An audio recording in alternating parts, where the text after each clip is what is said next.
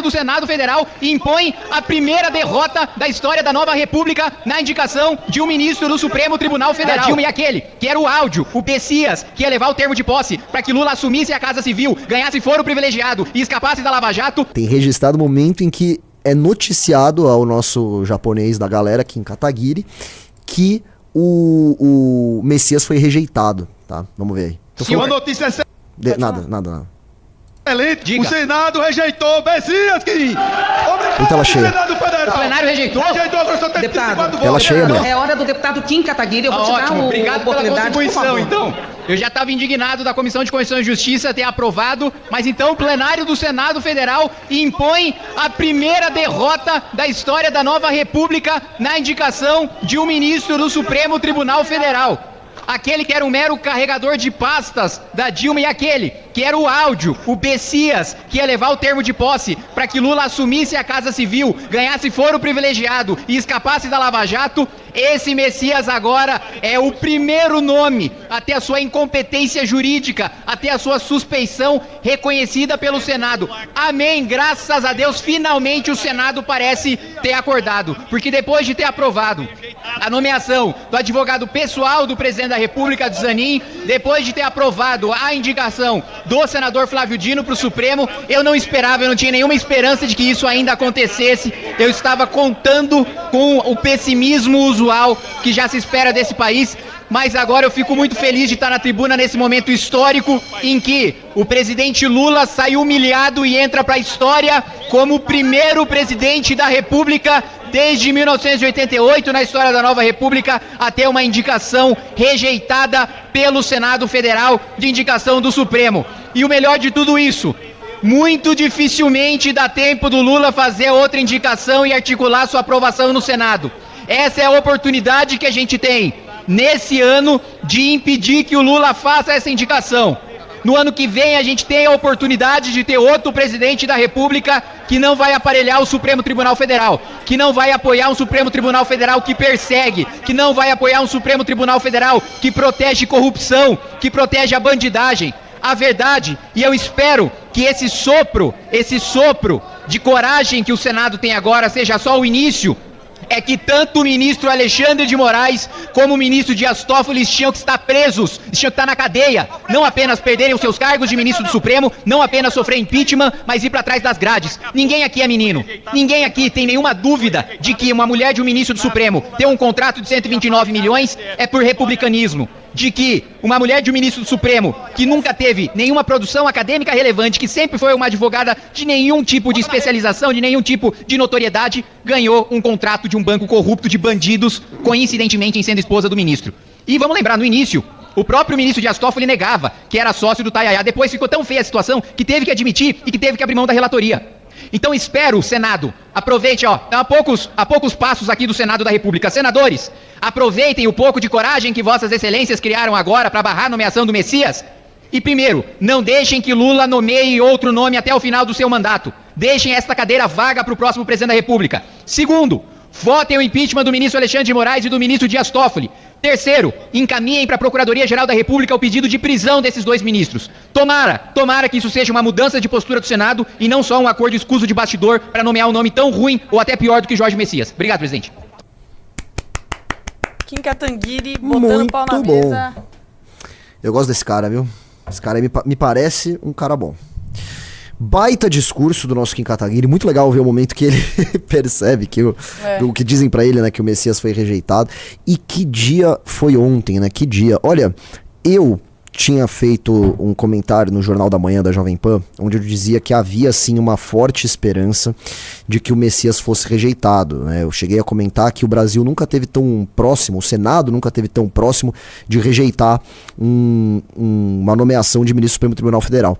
Aí, ao longo do dia, eu fui assistindo a sabatina. E aí eu comecei a olhar aquilo e falar, ixi, vai ser uma marmelada de novo. Falei mó besteira, o negócio vai passar e vai passar tranquilo. Todo mundo achou isso. Pois é, porque assim, a oposição não confrontou, né, eu não vi, pelo menos, eu assisti uma boa parte, eu não vi nenhum momento em que questionam o Messias sobre aquele episódio patético, aquele episódio vergonhoso onde ele tava com uma maleta, né? Ele tava sendo um office boy de luxo do Lula.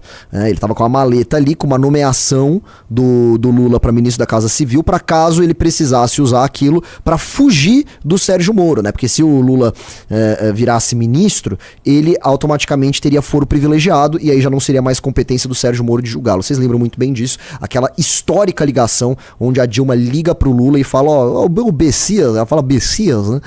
Tá indo aí e você só usa caso você precise, né? Aí o Lula fala, obrigado, tchau querida. E aí o tchau querida virou até um slogan do impeachment, né? O famoso tchau querida, que inclusive o MBL usou muito esse slogan na época do impeachment.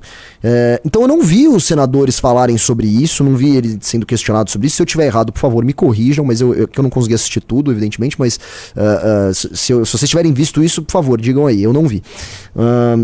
Então, assim, foram perguntas muito no sentido de, você é a favor do aborto? O que você acha do 8 de janeiro? Então, estava sendo aquela coisa. E as declarações do Messias estavam sendo muito no sentido de que ele apoiava as ações arbitrárias e autoritárias do STF e que ele seria mais um vetor de acúmulo de poder dentro do Supremo Tribunal Federal. Não estava aparecendo, pelas declarações dele, que ele seria uma espécie de resistência interna a essa sanha maluca de poder que o STF vem obtendo ao longo dos últimos anos aí, né? Pelo contrário, parecia que ele ia dar continuidade a isso. Aliás, sequer questionaram sobre a fala dele, dizendo que os responsáveis pela Lava Jato tinham que ser punidos, né? E várias declarações polêmicas, para dizer o mínimo, que o Messias deu. Ele não foi confrontado diretamente, essa é a verdade. Aliás, os setores do... Setores não, a bancada ali dos evangélicos apoiando, tá? Sob a liderança lá do senhor Silas Malafaia, né? Que são vários senadores que são liderados pelo Silas Malafaia, todos já tinham comprado o Messias. E aí a gente vê que ele foi rejeitado, a gente diz, pô, que bacana, quer dizer que foi vitória da oposição, finalmente a oposição fez alguma coisa? Não. Eu imagino, Elô, que você tenha separado pra gente a fala do Flávio Bolsonaro sobre ontem. Eu separei um montão de coisa. Você é incrível, você é perfeita. Então, antes disso aí, eu quero ver o Flávio Bolsonaro. O que o Flávio Bolsonaro falou sobre isso? Porque vocês devem ter visto já. Mais um escândalo. Não é essa. É esse aqui. Depois a gente volta pro discurso, que eu quero mostrar. Aí, ó. O Messias tinha acabado de ser rejeitado e foram questionar o Flávio Bolsonaro. Você teve Pô, foi uma vitória sua essa? Vamos ver o que ele disse. A postura política do próprio Alcolumbre não é uma vitória dele, não dá pra gente dizer isso? Olha, mais uma vez, eu não participei de articulação política, eu não pedi votos contra, eu apenas dei a minha opinião por que eu votaria contra e quem me perguntou foi isso que eu falei, não corri atrás de votos. Agora, obviamente, para acontecer um placar desse, tem que haver uma mobilização de algumas lideranças, mas não foi o meu caso. A postura política foi correndo pra falar, não tem nada a ver com isso daí. Não sei porque imitei o pai dele, é que eu não sei imitar o Flávio Bolsonaro especificamente, mas eles falam parecido até. Então assim, ele foi correndo pra dizer que ele não tinha nada a ver com isso. Parece um baita de um covarde. Parece que ele tá, assim, o Flávio, ele tá desesperado, ele tá atirando pra todos os lados, tá? Ele tá atirando pra todos os lados. Eu separei bastante coisa aqui sobre ele, inclusive. Na verdade, ele não tá atirando pra lado nenhum. Esse que é o problema, é o contrário, porque ele fica tanto tempo... Eu entendi o que você quis dizer, né? Eu tô só fazendo uma brincadeira... Ele tá tentando... Então, assim, ele abre tantas concessões, que você começa a não ver diferença nenhuma entre ele e um esquerdista. Então, assim, ele deixou claro... Diz ele que votou contra, eu duvido. Então, ele deixou claro que ele não fez nada pra tirar secreto? É secreto? É secreto. Nossa. É secreto.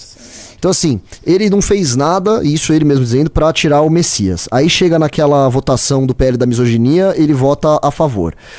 Aí vem PEC da escala 6x1, o partido dele é a favor. Logo, e como ele não veio dizer o contrário, presumo eu que ele seja a favor também.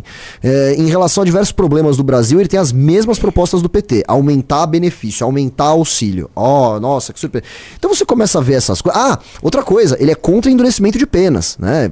Perguntaram pra ele uma vez, ele falou, não, eu já acreditei mais nisso, hoje em dia eu não sou assim. Quer dizer, a única diferença entre o Flávio Bolsonaro e o Lula é que ele não se chama Lula. É isso. É que no RG dele, no CPF dele tem outro nome. Né? Na prática, os dois estão convergindo tanto pro centro, né? Tanto o Lula como o Flávio. O Lula também não é mais aquela esquerda radical, a gente sabe muito bem disso. Então eles vão convergindo tanto pro centro que você começa a não ver diferença entre os dois. Mas enfim, o que eu tava querendo dizer aqui é o seguinte. Você tem essa declaração patética, covarde, maldita do Flávio Bolsonaro, que se ele fosse um...